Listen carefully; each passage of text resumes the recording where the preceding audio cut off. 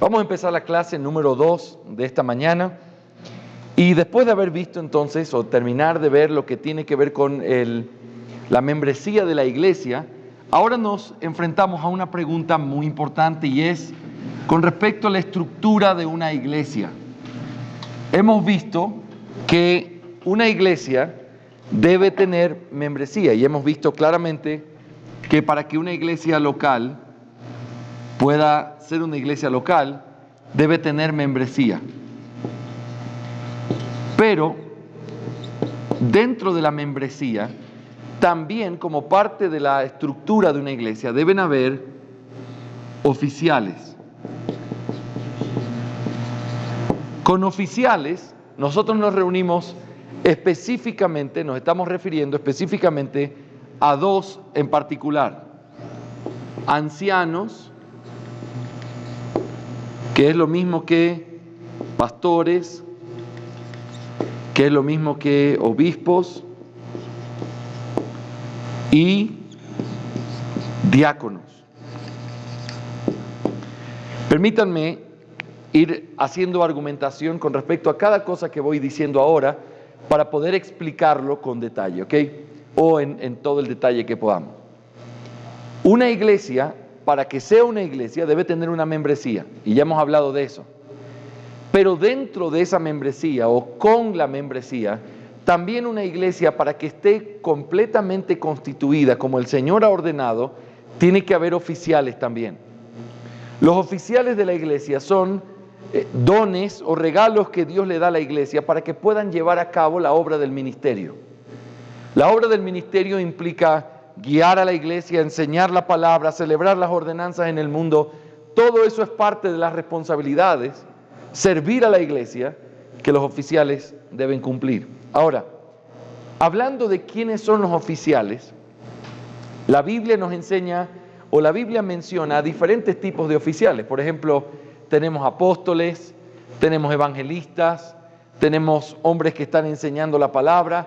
Y entonces alguien podría preguntar: pastor, pero si todo eso está en el Nuevo Testamento, ¿por qué nosotros simplemente limitamos a que hayan pastores y diáconos y no más? Bueno, la razón de eso tiene que ver con cómo la iglesia fue establecida por el Señor. Y esto es importante. Quiero hacer un pequeño gráfico diferente, lo voy a hacer de otro color para que pueda servirnos. Yo quiero que imaginen a la iglesia como ustedes se imaginan la construcción de un edificio. La iglesia tuvo dos etapas en las que fue establecida o en la que ha sido levantada por el Señor. La primera es una etapa que es del fundamento. Y la segunda es una etapa que podríamos llamarle de la edificación. Esto es bien importante para nosotros, incluso para poder interpretar correctamente el Nuevo Testamento. Nosotros vemos que el Nuevo Testamento va funcionando como una especie de revelación que se va dando de manera progresiva, pero que también la historia va cambiando para pasar de algo que es fundamental hacia algo que tiene que ver con edificación, o usando otro término, de algo que era extraordinario a algo que es mucho más ordinario. Esa es la idea detrás de este gráfico. La iglesia, cuando fue establecida por el Señor y se tuvo que poner el fundamento, yo quiero que piensen en este edificio y quiero que piensen en cómo este edificio fue construido. Para poder levantar estas paredes y todas las cosas que tiene, antes de todo eso, se tuvo que poner un fundamento, ¿sí o no? Se puso un piso debajo que tenía que tener ciertas correas, columnas, etcétera, todas las cosas que se necesitan para que de abajo se pueda sostener firme todo lo que se iba a levantar después. El trabajo, el material, el tipo de horas que se invierten en el fundamento no es el mismo que se invierten cuando se está edificando. No son los mismos artefactos, no son las mismas herramientas necesariamente. Son unas las que se necesitan allá y otras las que se necesitan acá. ¿Por qué? Porque es un proceso distinto del mismo edificio. Lo mismo pasó con la iglesia. La iglesia fue establecida bajo el poderosísimo ministerio de los apóstoles, con todos los dones que Dios les dio. El Señor Jesucristo se fue y habían 120 creyentes en toda la historia. 120 creyentes, no habían más en el mundo. Y el Señor, a partir de esos 120, hizo algo que llegó a todo el mundo conocido. Estamos estudiando con el seminario la historia de la iglesia y vemos cómo se expandió solo en los primeros 300 años. Casi todo el mundo conocido tenía cristianismo ya. ¿Cómo puede ser posible que 120 hombres perseguidos, con miedo, pudieran llevar a cabo una misión tan extraordinaria? Bueno, la respuesta está en todo lo que el Señor les dio para que ellos pudieran hacerlo. Ellos literalmente hablaban y escribían de parte del Señor Jesús. Cuando el Señor los puso como testigos de Él, los puso como representantes legales, oficiales de Él en la tierra, que lo que ellos dijeran era como que si Él mismo lo estuviera diciendo. Así que tenían una obra del Espíritu Santo especial, tenían dones especiales. Hoy cuando leíamos Hechos 5 nos dimos cuenta que la iglesia crecía y que cuando los apóstoles venían, la gente sacaba a los enfermos a las calles para que aún la sombra de Pedro los tocara. ¿Se acuerdan de ese pasaje? Todos esos pasajes nos muestran algo extraordinario, algo que mostraba el poder del Espíritu en una forma especial, porque se estaba poniendo el fundamento de la iglesia. Pero luego de que ese fundamento se terminó, y por cierto, el fundamento se pone una sola vez, todo lo que tú haces después es sobreedificar. Ese fundamento se terminó cuando murieron los apóstoles, cuando se nos entregó por causa de eso también la palabra terminada. Se acabaron entonces esos dones, se acabaron ese tipo de ministración sobrenatural del Espíritu y pasó de algo extraordinario a algo mucho más ordinario. Y esto nosotros lo vemos claramente en el Nuevo Testamento, en la forma en cómo se fue desarrollando. Por ejemplo, Pablo, si ustedes recuerdan, él predicó un día largamente y de pronto uno de los que estaba ahí se durmió y se cayó y se murió. Espero que eso no acontezca esta mañana. Yo no tengo el poder de Pablo, así que no hagan eso. Ahora, Pablo lo resucita a este hombre, evidentemente en un poder extraordinario, no común, ¿sí o no? Pero luego, cuando Pablo está escribiendo sus últimas cartas, y específicamente segunda de Timoteo, le dice a Timoteo que tome un poco de vino a causa de su estómago. Tú no puedes mandarme una oración así: sánate, Timoteo, aunque no te veas, se sanaba. No podía hacer algo así. Quizás sí, quizás podía verlo, quizás él mismo podía sanarse sus heridas, pero no funcionó así. Le hizo buscar el vino como hablando de un asunto un poco más ordinario, ¿sí? Medicinal, un asunto que tenía que ver con un medio común que cualquiera tenía acceso. Desde esa perspectiva uno ve que hay un cambio en donde tú ves en Hechos capítulo 2, 3 en adelante, gente predicando por el mundo, diáconos llevando la palabra, predicando y bautizando gente, apóstoles, profetas en medio de ellos. Tú ves todo eso en todo el libro de Hechos, pero cuando comienza a avanzar la revelación del Nuevo Testamento y salimos de aquí y llegamos aquí, te das cuenta que ya no hay eso. Ya no se habla de profetas todo el tiempo. En Corinto se habla porque Corinto es casi una transición entre este estado y este. Pero cuando tú comienzas a ver que los años pasan, Pablo ya no habla de profetas, consulten a los profetas, dice, predica la palabra. Pablo ya no habla de apóstoles o profetas, Pablo habla de los ancianos en las iglesias. Por eso nosotros creemos que los apóstoles, los profetas y aún algunos creemos los evangelistas eran oficios que eran parte de ese fundamento que se estaba poniendo en la iglesia, pero que ahora lo que nos queda son pastores y diáconos. Déjame darte por lo menos dos argumentos que pudieran ayudar a afirmar eso. En primer lugar, cuando tú encuentras la salutación de Filipenses, mira conmigo rápidamente Filipenses 1:1, una carta ordinaria, en el tiempo ordinario. Mira lo que dice Filipenses 1:1 y 1:2. Pablo y Timoteo, siervos de Cristo Jesús, a todos los santos en Cristo Jesús que están en Filipos, incluyendo a los obispos y diáconos. Fíjate, él manda un saludo a los santos, mira aquí la pizarra, manda un saludo a los santos, incluyendo a los obispos y diáconos. Así que lo que encuentras en este pasaje ordinario es simplemente la mención de que eso es lo que había en esa iglesia. Pero quiero que pienses en otro argumento que pudiera ser sumamente importante. La Biblia solamente nos deja las cualificaciones para un pastor y para un diácono. No nos deja cualificaciones para profetas, no nos deja cualificaciones para evangelistas, y aunque sí tenemos una cualificación para apóstol que era una vez para siempre, es imposible que cualquiera pudiera cumplirla. Pero piensa en esto, si alguien dijera, pastor, yo creo que hoy hay evangelistas, y yo no tengo problema en que alguien lo diga, pero mi pregunta sería, ¿cuáles son los requisitos para escoger un evangelista? Me dice, las mismas de un pastor. Yo le pregunto, entonces, ¿por qué no es un pastor? Si alguien me dice, pastor, ¿y por qué hoy no tenemos profetas? Mi pregunta sería, ¿dónde están las cualificaciones de un profeta para que la iglesia los pueda elegir? No las hay. Porque el propósito de que se quedara perpetuo el oficio en la iglesia nos demuestra que eso tenía solo la intención de que sean los pastores y los diáconos, porque son los únicos requerimientos que encontramos en el Nuevo Testamento para la iglesia hoy, de lo que la iglesia puede mirar, evaluar, pesar y entonces determinar. Ahora, evangelistas, y solamente por si alguno dice, por eso es que no predican el evangelio. No, los pastores tenemos que hacer obra de evangelista. Y los creyentes deben participar e involucrarse en la gran comisión. De lo que yo estoy hablando es que no hay un tercer oficio llamado evangelista.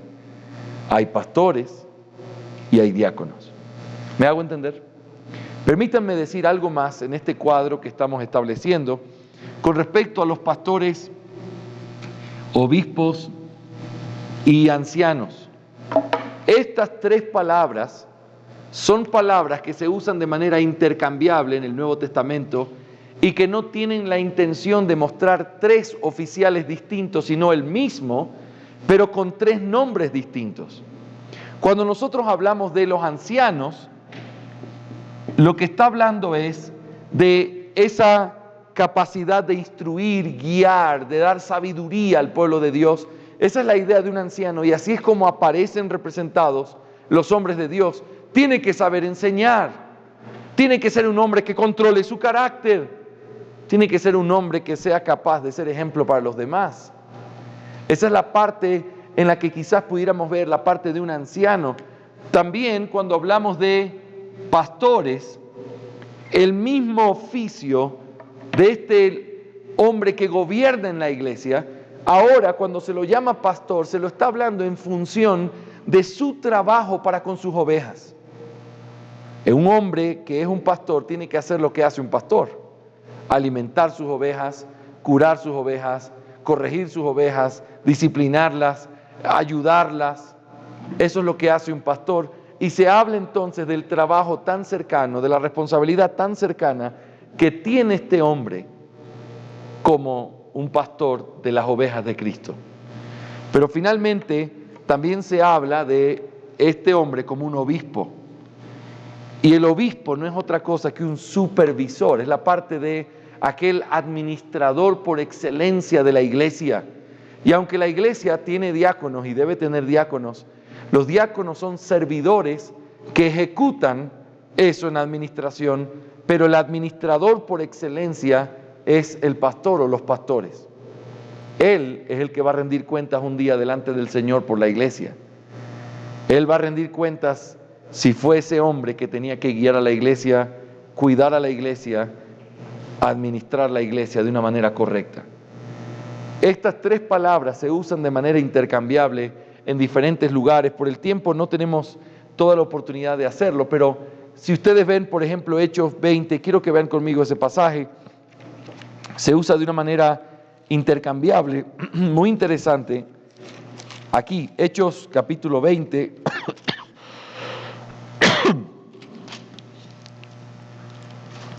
Hechos 20, quiero que vean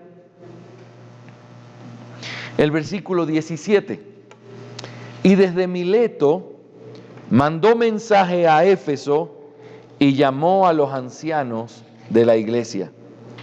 Pablo llama a los ancianos de la iglesia de Éfeso. Ahora, todo lo que tenemos en este precioso discurso es lo que Pablo le dice a estos ancianos, pero yo quiero que vean el versículo 28.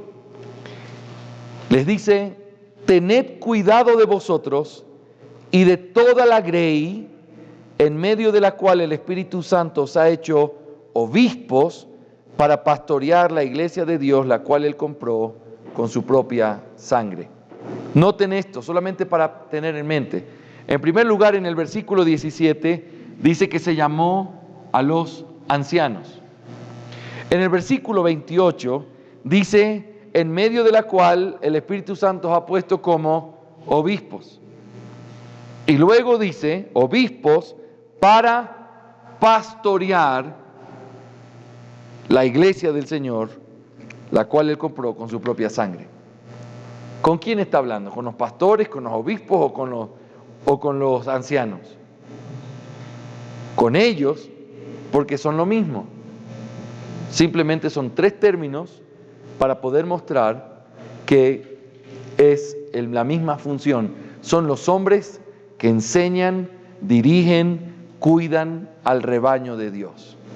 Por eso no se puede hacer distinción entre estos, porque es el mismo oficio. Solamente tres términos distintos que nos ayudan a poder entender un poco mejor el rol que cumple ese hombre que es, o esos hombres que son los que dirigen la iglesia. Permítanme también decir algo más con respecto a este tema. He puesto en plural la palabra ancianos, pastores, obispos. Lo he puesto en plural porque siempre que ustedes lean el Nuevo Testamento, ustedes van a encontrar que esa palabra se encuentra en plural cuando se habla de la iglesia. No se habla en una manera singular, como si se tratara de un solo hombre sobre la iglesia. Siempre se habla de manera plural, lo cual implica que dentro de este oficio, el oficio de anciano o pastor u obispo, tiene que haber una pluralidad. Nosotros tradicionalmente hemos crecido en una iglesia evangélica donde hay un pastor, él es el pastor. Pero realmente en la sabiduría de Dios, Dios quiso establecer que no sea el pastor, sino los pastores, los obispos o los ancianos. Y ellos no tienen un ministerio diferente entre ellos, sino que tienen el mismo ministerio, que es cuidar la grey, pastorearla y poder enseñar la palabra.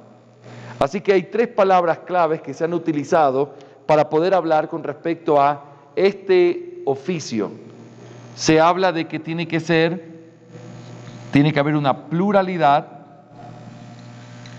tiene que haber una diversidad también, y tiene que haber una paridad.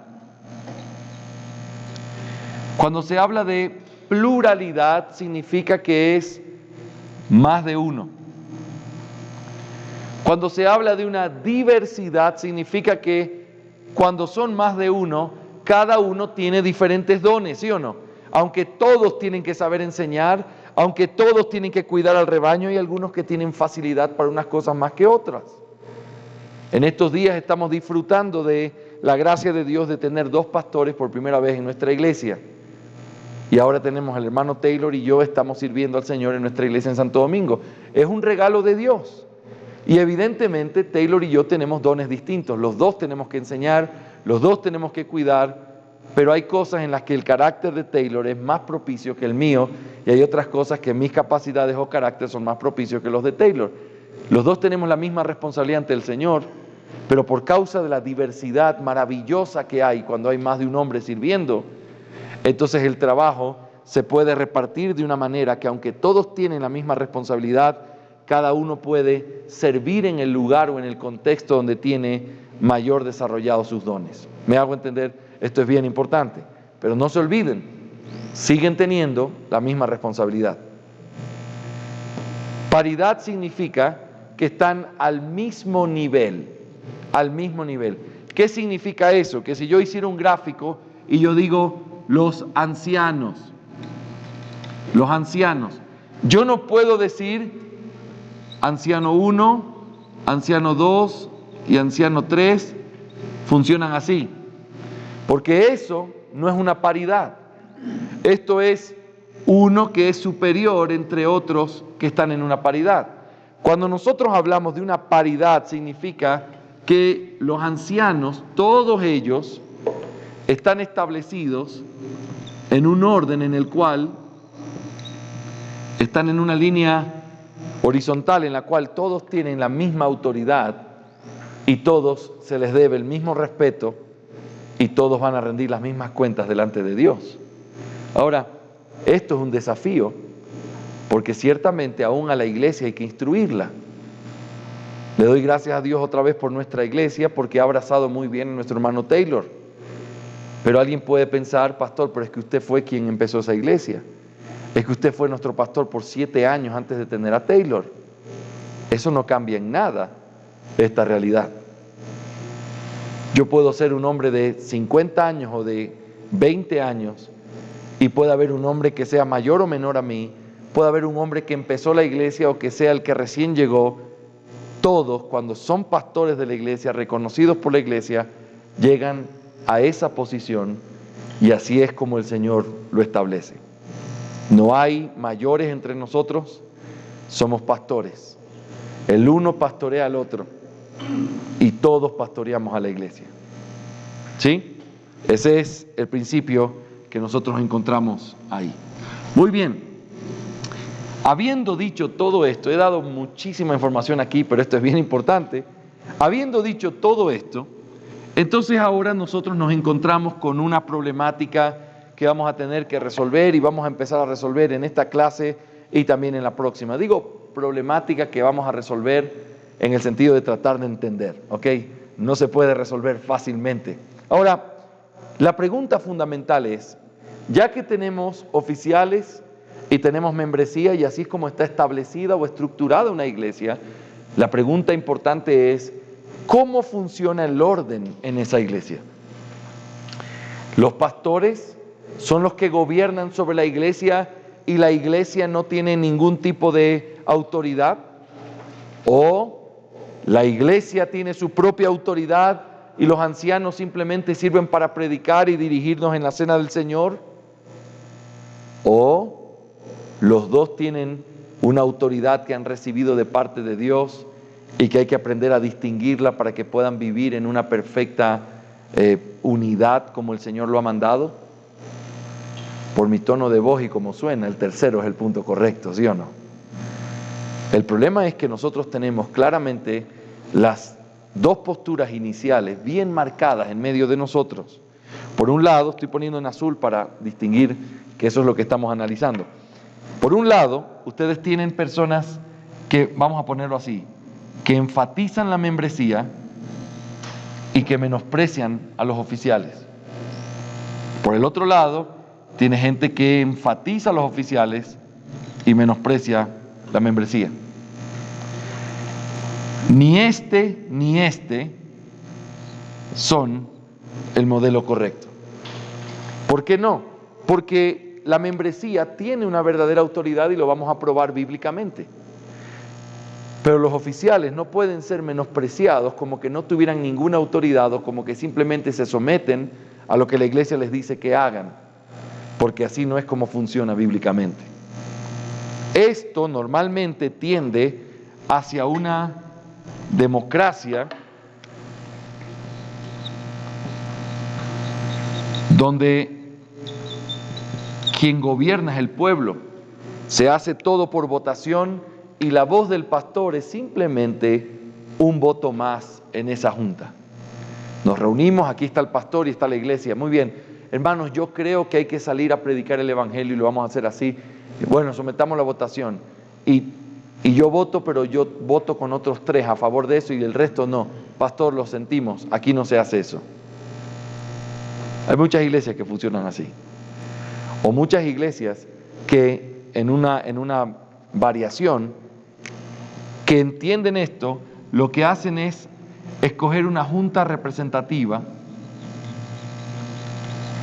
que lo que hace es ordenar sobre la iglesia y sobre los pastores también.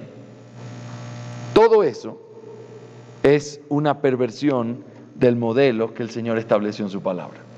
Las juntas administrativas pueden tener una importancia, pero no en la iglesia y no con autoridad. Porque la autoridad tiene que ser dada como la Biblia la da, y la Biblia no da autoridad a una junta representativa. Por el otro lado, ¿qué pasa cuando solamente los pastores se les da y decimos, ellos son los que tienen la autoridad en la iglesia? Lo que terminas teniendo es un autoritarismo, en donde estos hombres toman una posición o un lugar muy incorrecto, en el cual ellos comienzan a confundir su autoridad como si fuera una autoridad todopoderosa, y donde lo que yo digo es lo que se tiene que hacer, y yo te digo como pastor que tus hijos tienen que estudiar en tal colegio, y si no los pones ahí, estás pecando porque estás desobedeciendo la voz de Dios. Porque cuando yo hablo como pastor, es como que Cristo hablara. Suena muy grosero, pero hay mucha gente que piensa así. Y lastimosamente se somete a la membresía a un dolor, a una angustia tan profunda, que lo que termina haciendo es destruyendo el verdadero orden de la iglesia. Ni se debe sobreenfatizar a los miembros, ni se debe sobreenfatizar la autoridad de los pastores. Estas autoridades funcionan en un perfecto balance trazado por la palabra de Dios. ¿Ok? Así que lo que vamos a hacer en estos 20 minutos que nos quedan en esta hora, vamos a analizar un tema importante que se llaman las llaves del reino de los cielos, simplemente para poder explicar lo siguiente. Las llaves del reino de los cielos es la expresión que el Señor utilizó para poder hablar de autoridad en medio de su pueblo. Y la pregunta clave que nosotros nos vamos a hacer en esta hora, en este momento, es, vamos a imaginarnos que esto es una llave, ¿ok? ¿Quién tiene las llaves? Déjame hacer otra, porque son llaves. Parece una nota musical chueca. Ustedes ya saben a lo que me refiero. ¿Quién tiene las llaves del reino de los cielos? Esa es la misma pregunta que estamos haciendo aquí. Lo tiene la iglesia y no los ancianos. Respuesta equivocada. La tienen los ancianos y no la iglesia. Respuesta equivocada. La tiene la iglesia y la tienen los ancianos, y deben aprender a vivir de una manera balanceada. En eso, respuesta correcta. Pero vamos a probarlo bíblicamente, ¿ok? Abran conmigo sus Biblias en Mateo capítulo 16 y vamos a considerar la pregunta de quién tiene las llaves del reino de los cielos. ¿Quién tiene la llave del reino de los cielos? Mateo capítulo 16,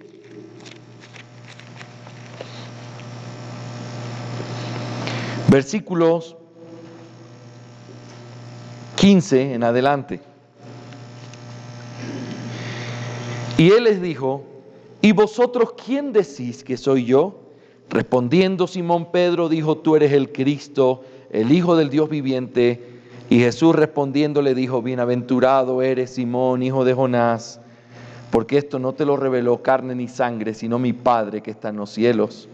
Yo también te digo que tú eres Pedro, y sobre esta roca edificaré mi iglesia, y las puertas del Hades no prevalecerán contra ella. Yo te daré las llaves del reino de los cielos. Lo que ates en la tierra será atado en los cielos, y lo que desates en la tierra será desatado en los cielos. Quiero que noten conmigo, vamos a borrar esto que está claro ya, ¿verdad? La estructura de la iglesia, membresía y oficiales. Vamos a tratar de escribir lo que el texto está diciendo y algunas cosas que se conectan aquí. El Señor Jesús dice, yo te daré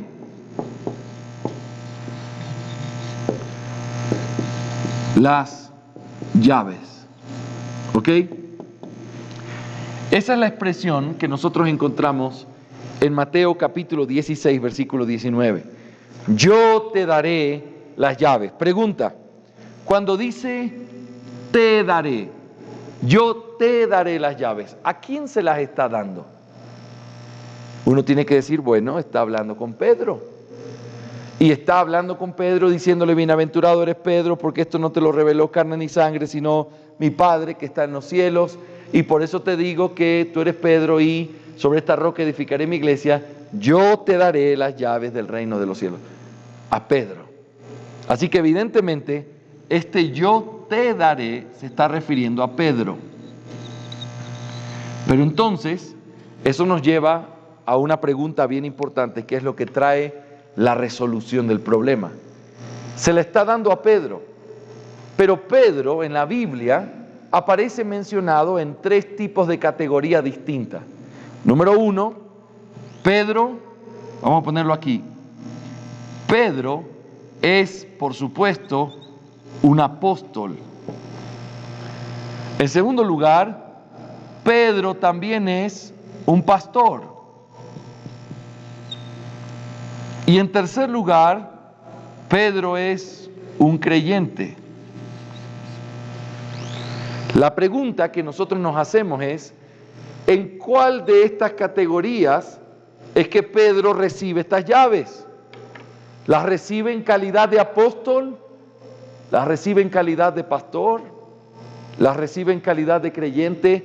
Porque piensa, según lo que respondas a esa pregunta, estás diciendo quién tiene la autoridad en la iglesia. Si las llaves las recibió en calidad de apóstol, entonces la autoridad recaía únicamente en los apóstoles y hoy ya nadie tiene esa autoridad.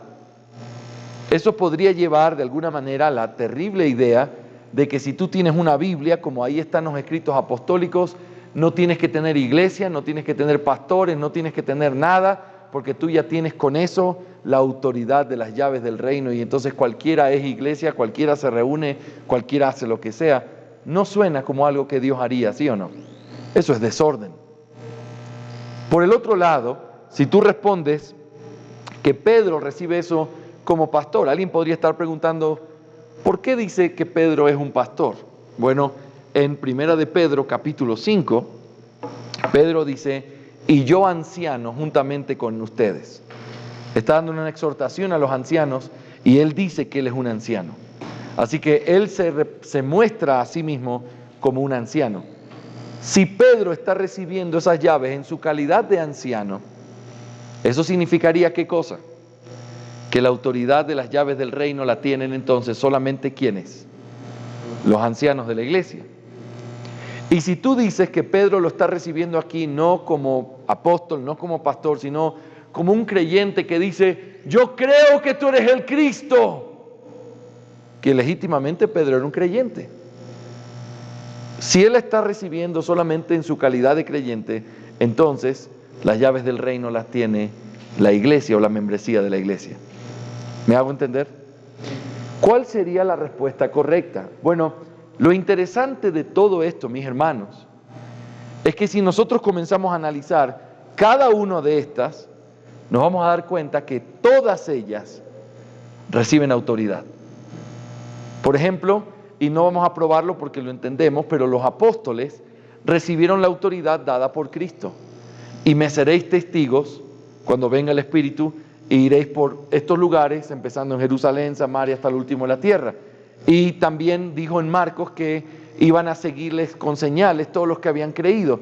Todo eso implica el poder que iban a recibir, pero sobre todo, el hecho de testigos implica que ellos serían representantes de Cristo en la tierra y lo que ellos escribirían era como si Cristo mismo lo estuviera escribiendo. Ellos tenían autoridad. Ser un apóstol no es un asunto simplemente de un super líder sobre iglesias. Ser un apóstol era un representante de Cristo en la tierra. Una autoridad que Cristo no se la ha dado a nadie más aparte de los 12. Y cuando Judas, el traicionero y a quien desde el principio había sido destinado para condenación, dio a luz su fruto, el Señor puso a alguien más en lugar de él. Y luego, como un abortivo, añadió al apóstol Pablo, pero fuera de ellos no hay nadie más en esta categoría de apóstoles, y verdaderamente los apóstoles recibieron las llaves del reino de los cielos. Ellos abrieron la puerta para que el evangelio se predicara en el mundo entero. Ellos tienen esa autoridad, y definitivamente esa autoridad está en lo que ellos nos dejaron escrito. Así que aquí no hay discusión. Pero ¿qué podríamos decir de los pastores? ¿La Biblia dice que los pastores tienen autoridad como para poder argumentar que Pedro las recibió como pastor? Claro que sí. Quiero que noten conmigo 2 o 3 argumentos muy rápidamente. Hebreos capítulo 13,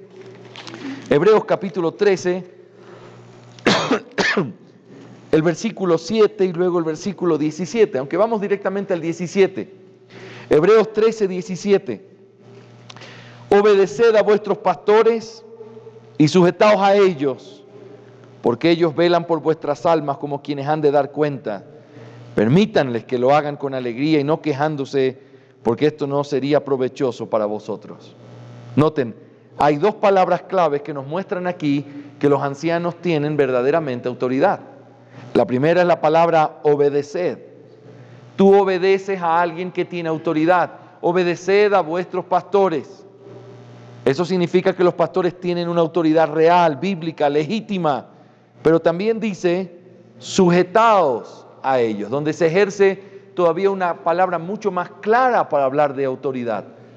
Tú te sujetas solamente a aquellos que tienen autoridad. Ahora, ese pasaje, creo, es un pasaje sumamente claro que se impone sobre nuestras conciencias con respecto a la claridad de que los ancianos tienen una autoridad real en la iglesia. Quiero que notes también, y esto es un texto conocido, 1 Timoteo capítulo 3, los versículos que hablan con respecto a los requisitos para los ancianos, obispos o pastores, y mira lo que dice el versículo 4 y 5 de 1 Timoteo 3. Que gobierne bien su casa, teniendo a sus hijos sujetos con toda dignidad, pues si un hombre no sabe cómo gobernar su propia casa, ¿cómo podrá cuidar de la iglesia de Dios? Nota que el requisito para que un hombre pueda ser pastor es que sepa gobernar su casa en primer lugar, porque lo que él va a hacer con la iglesia es un reflejo de lo que él está haciendo con su casa. Lo que él hace, su ministerio es gobierno. Un pastor gobierna sobre la iglesia, y eso se aclara todavía más cuando uno mira en 1 de Timoteo capítulo 5 y nosotros vemos el versículo 17, gracias. Los ancianos que gobiernan bien sean tenidos por dignos de doble honor, principalmente los que trabajan en la predicación y en la enseñanza. Nota, los ancianos que gobiernen bien. ¿Qué se espera de los ancianos? Que gobiernen. ¿Qué se requiere de alguien para ser anciano? Que sepa gobernar. ¿Y qué es lo que se le pide a la iglesia con respecto a los ancianos? Que esa iglesia se someta al gobierno de los ancianos. Pareciera entonces muy evidente en el Nuevo Testamento que los pastores tienen verdadera autoridad, la cual es una autoridad que ejercen en la iglesia del Señor. Pero en tercer lugar están los creyentes. Y alguien puede decir, pastor, pero ¿se puede justificar que los creyentes tienen también autoridad? Y yo quiero que noten y regresen conmigo a Mateo capítulo 16, en donde nosotros encontramos una frase que se vuelve a repetir en Mateo 18 hablando de la iglesia.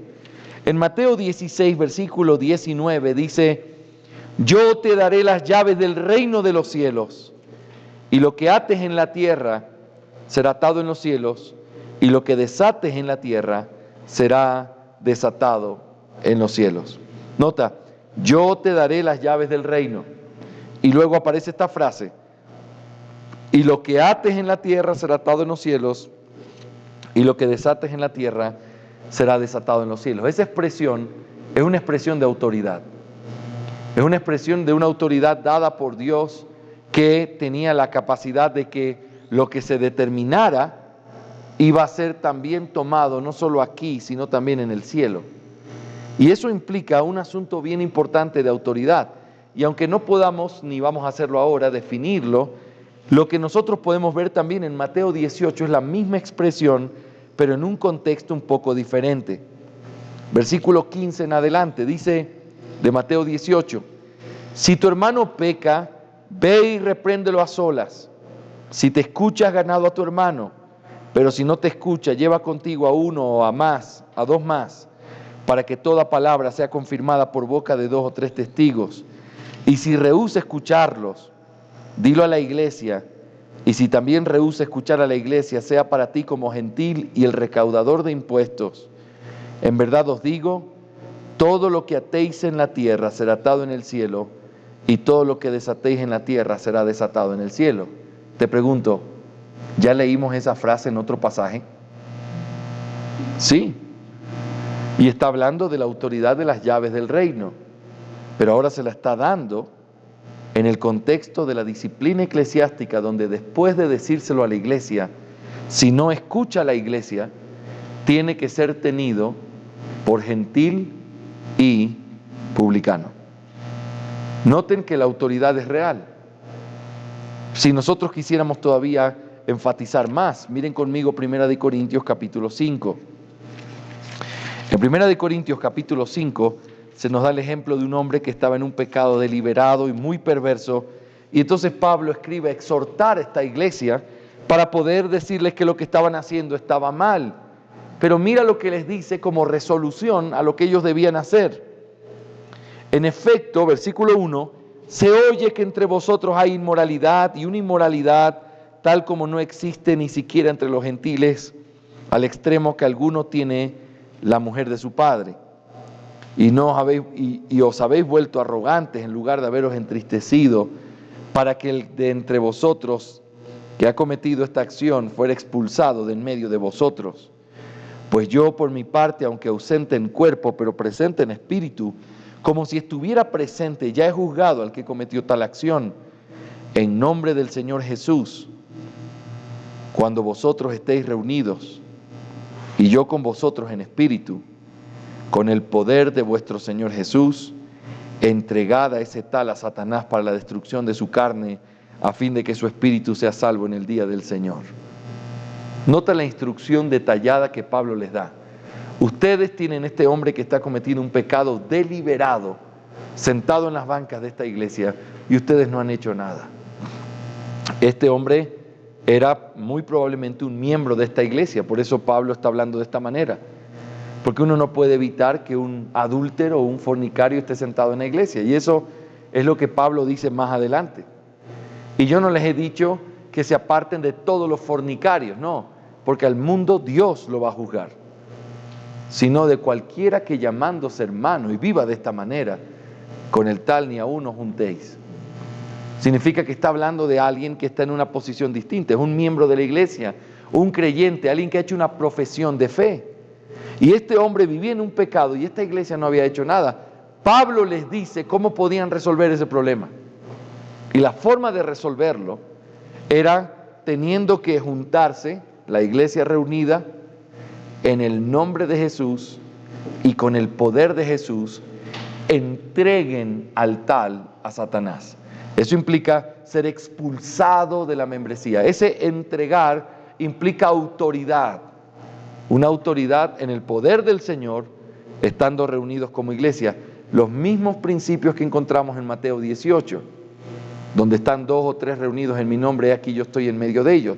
Mateo 18, en el contexto de la disciplina eclesiástica. Por lo tanto, la iglesia tiene verdadera autoridad.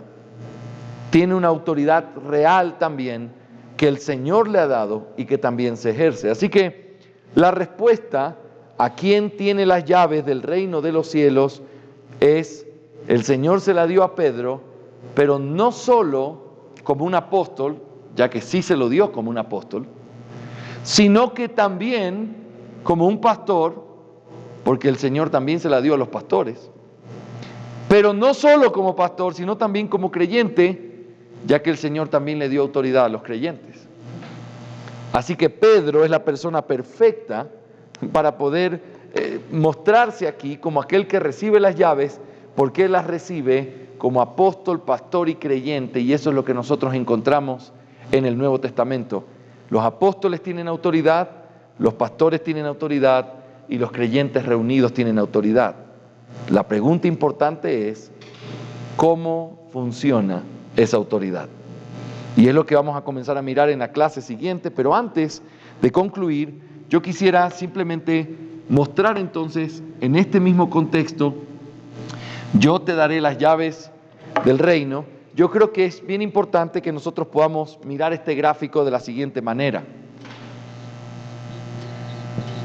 Apóstol, pastor y anciano.